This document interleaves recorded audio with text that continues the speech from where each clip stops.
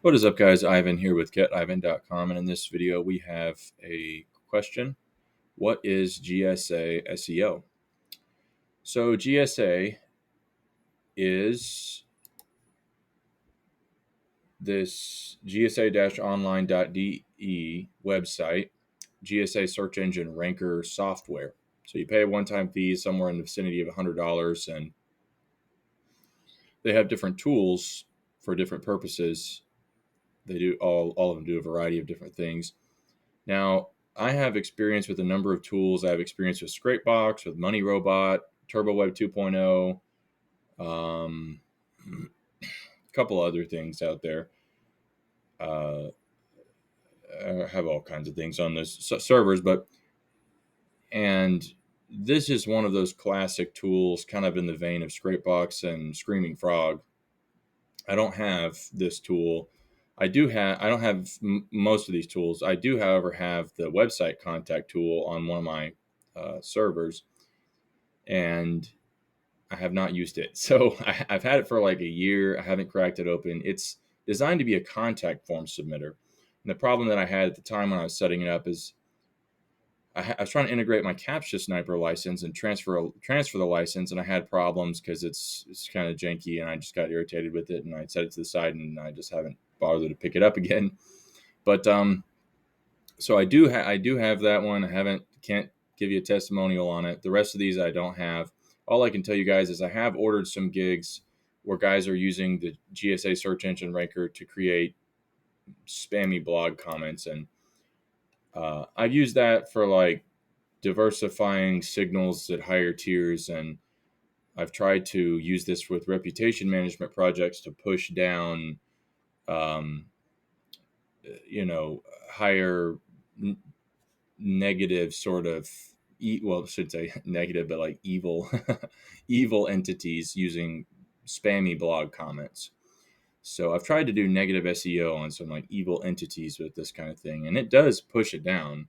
Just like Money Robot, if you over optimize your anchor text with those Web 2.0 links, it'll push entities down or even just de-index things. So that usually works, but oftentimes they bounce back. So with spam, you kind of have to keep the juice flowing, and it's not often worth it. So um, with Money Robot, I noticed that there was a benefit to doing video embeds on Web 2.0s, but the other stuff was kind of poison last time I tested it. And I probably need to do a full video on that. It's been over a year since I cracked it open, but this is a similar kind of tool, is the point. Similar to TurboWeb 2.0, it's somewhat similar to Money Robot.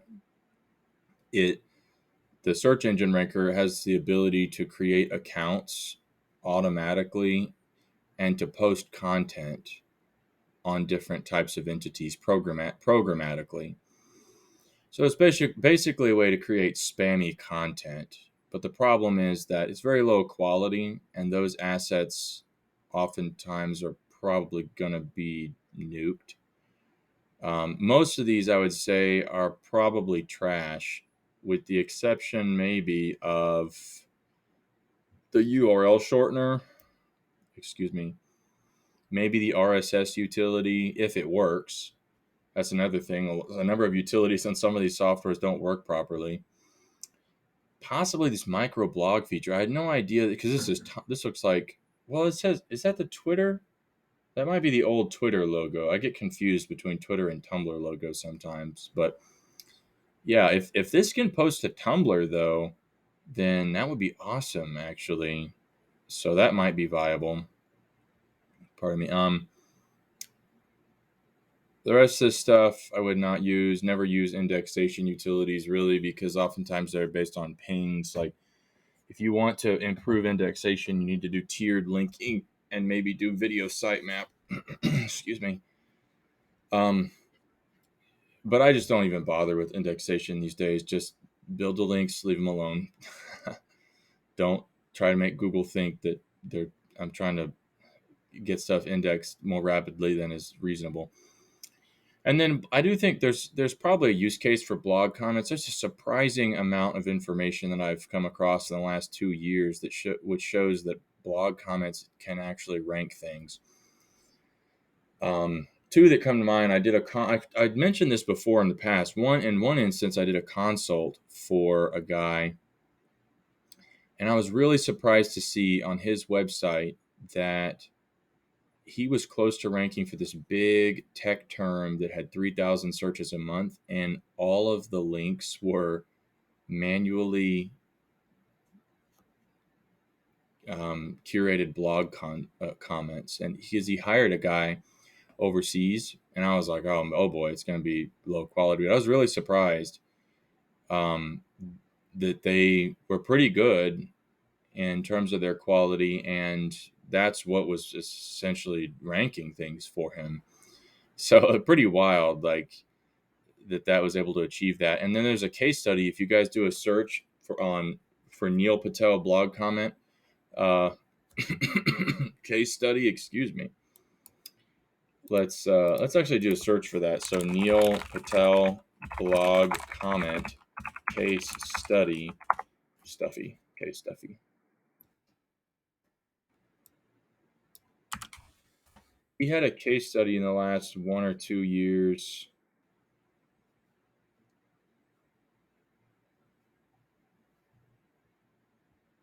where it showed that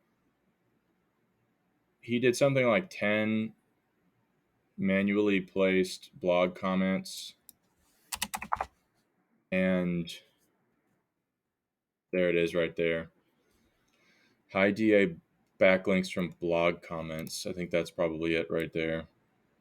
And I was really surprised to see how effective this little case study was. If this is the right thing that I'm thinking of.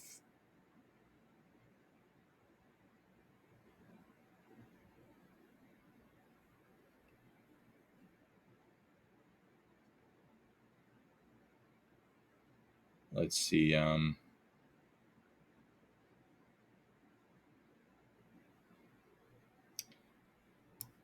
No follow high DA comment links. 10 no follow domains score 50 and above links through blog comments. Rankings after 30 days of the article being live. So number of keywords, 5 keywords. After 150 days, looks like about 13 keywords.